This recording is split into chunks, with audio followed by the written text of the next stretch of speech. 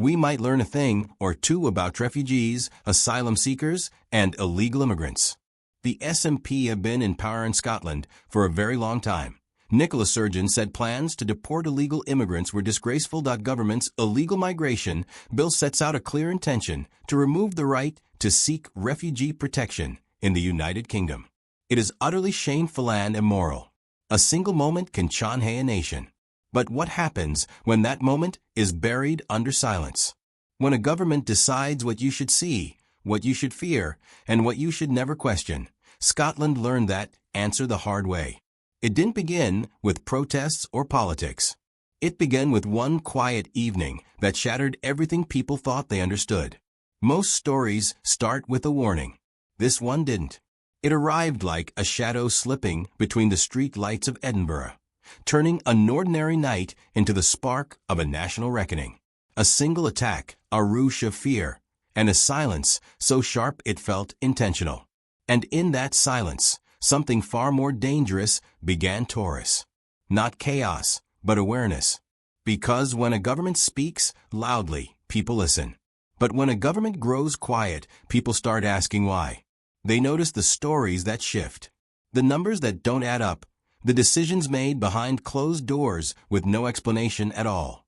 And in Scotland, that quiet bred suspicion, the kind that spreads without marching, without shouting, just watching.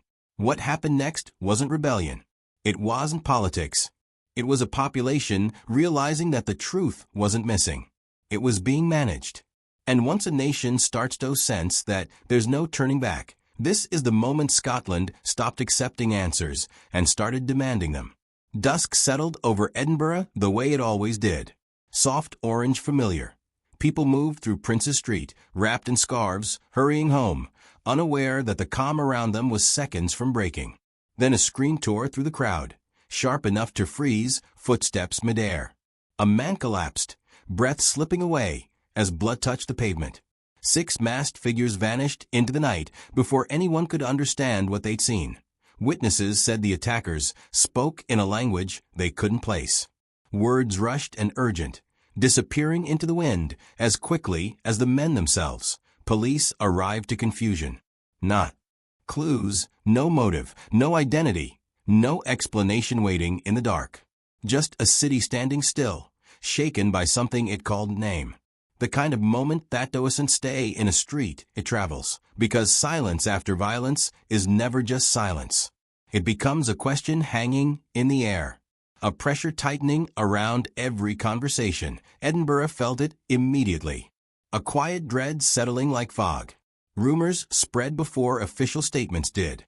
People whispered about danger, about outsiders, about what wasn't being said. Fear didn't roar. It crept. But if the attack was the spark, what followed was the fire. London's response arrived hours later wrapped in cold wording and political distance. Not comfort, not clarity. A decision made far from the streets where the blood still dried. And that decision would push Scotland from unease into something far deeper, something no government memo could contain. The announcement hit before sunrise, delivered like a command rather than a conversation. Hundreds of asylum seekers were being moved from Dover to a Glasgow hotel, effective immediately. Officials called it standard procedure, a dry phrase that did nothing to calm acidity already on edge. To Westminster, it was logistics. To Scotland, it felt like someone tightening a grip around its autonomy. Numbers arrived next, each colder than the one before. For days, 1,500 new arrivals. And not a single explanation offered to the people expected to absorb the impact. Parliament demanded clarity, but answers dissolved into rehearsed lines and evasive smiles. Frustration moved through the chamber like static. A nation watched its own leaders ask questions they couldn't get answered. Then Nigel Farage stood, holding a folded sheet that might as well have been a match to dry tinder. He claimed an illegal entrant from Iran, who arrived by boat, had been arrested on security-related concerns. Gasps rippled across the room, but the moment grew stranger when the question reached the Prime Minister. Starmer didn't hesitate. He simply turned a page, refusing to speak, refusing to acknowledge what everyone felt tightening in their chest. It was that silence, more than the allegation, that changed everything. A leader avoiding the one question the country needed answered. A government acting as if accountability were optional. And as confusion spread through the room, a new message leaked from the Treasury, one that would shift Scotland's frustration into something far heavier. A feeling that this wasn't mismanagement, it was control. The leak landed like a punch point. £2.7 million quietly redirected from Scottish councils to cover migrant support operations. No debate, no vote, no warning. Local leaders stared at the numbers in disbelief, realizing the cuts weren't accidental. They were strategic, and the message felt unmistakable. London would decide the cost and Scotland would simply pay it. That discovery didn't create anger. It revealed it. By nightfall, the frustration that had simmered beneath headlines finally reached the streets. Candles appeared in windows. First, small but steady. Then came footsteps, slow, deliberate, unignorable. By noon, more than 200,000 people filled George Square, shoulder to shoulder, every silent breath, saying what politicians wouldn't. What started as grief had become a demand for recognition. Silence cracked the moment, police lines pushed forward. Helmets dropped, batons lifted. Glass shattered against the stone steps of the city chambers, sending echoes through a city that had only wanted answers. Drone footage captured officers faltering, formations breaking apart under the weight of confusion and raw emotion. By dusk, detentions had already climbed into the hundreds. The streets reflecting blue lights and disbelief. Police Scotland called it public tension under review. A phrase so detached it sounded rehearsed, but people didn't need official terminology. They had eyes and they had memory. They saw a government losing control of its narrative, hiding behind statements instead of solutions. And as the night deepened, one truth settled across Scotland, like smoke patience had snapped and something far larger was beginning to rise. The next morning, the official reports sounded strangely calm, too calm for a country that had just witnessed streets erupt. But the calm wasn't natural. It was manufactured. Leaked Home Office memos revealed millions authorized overnight, not for safety or relief, but for something called containment and perception management. A phrase that felt less like governance and more like strategy. Scotland wasn't being reassured, it was being managed. Even the press felt different. BBC presenters spoke in Cliptons, eyes tense as if reading lines they didn't choose. Then came the moment no one expected when anchor paused mid-sentence, refusing to repeat the government-approved script. Her screen cut to black before she could finish.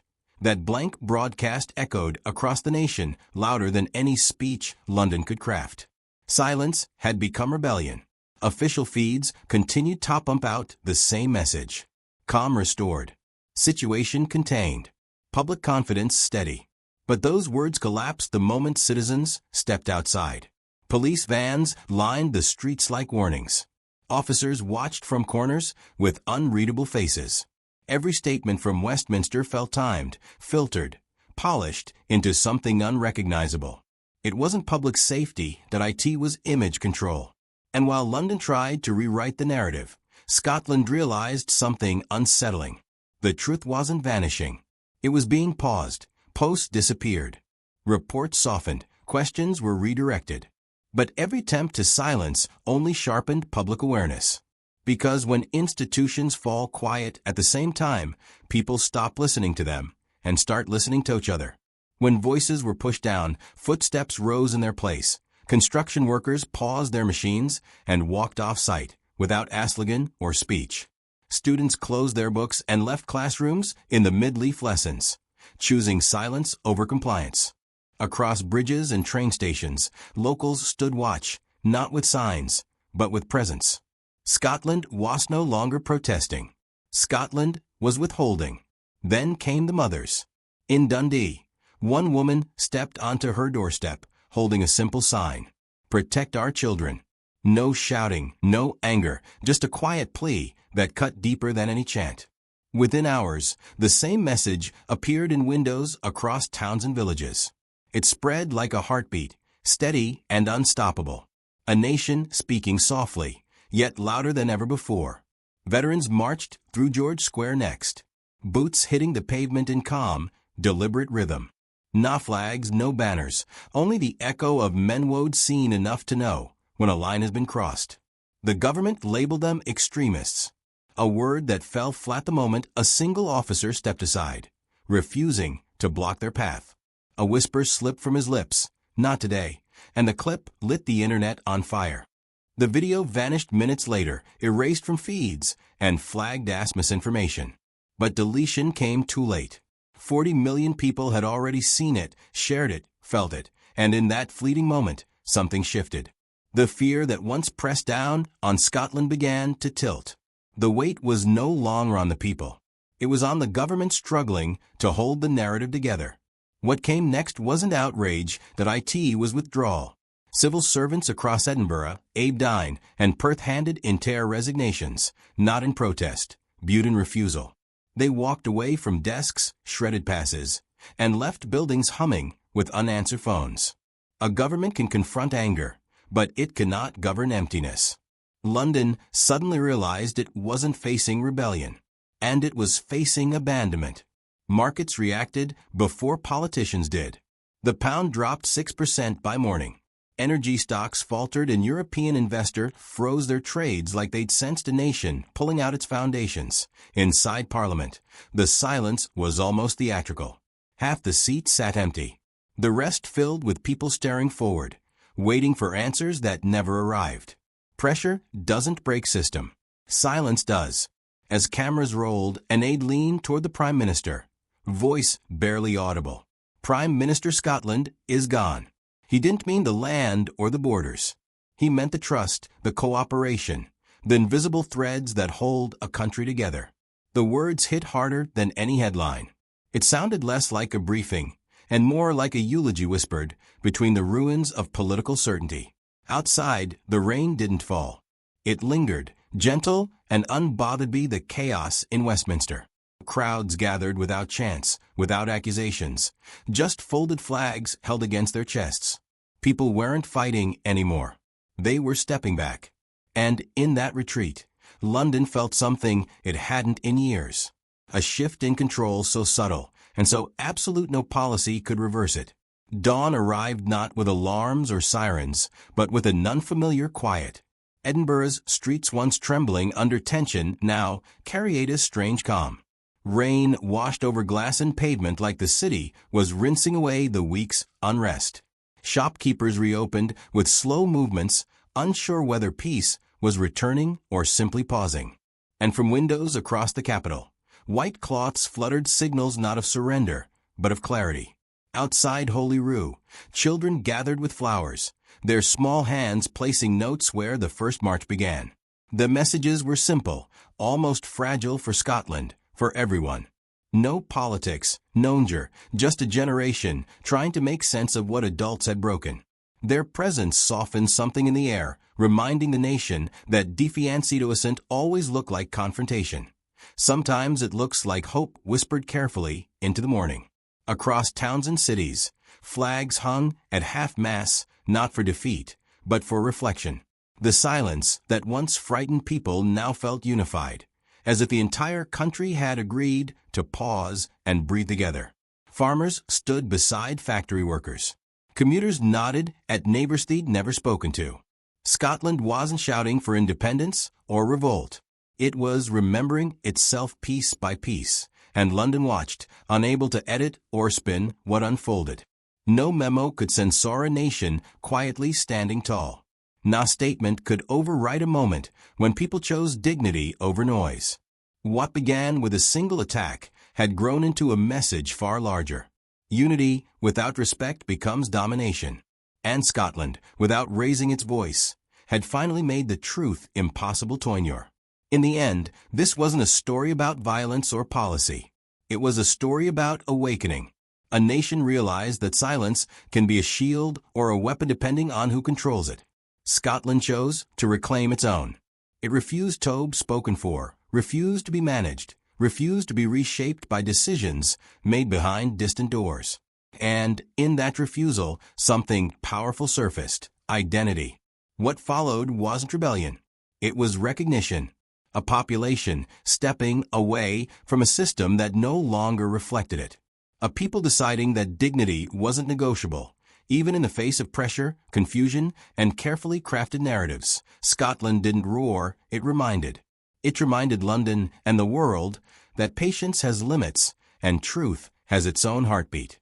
One you can't mute, because truth doesn't vanish. When censored, it migrates.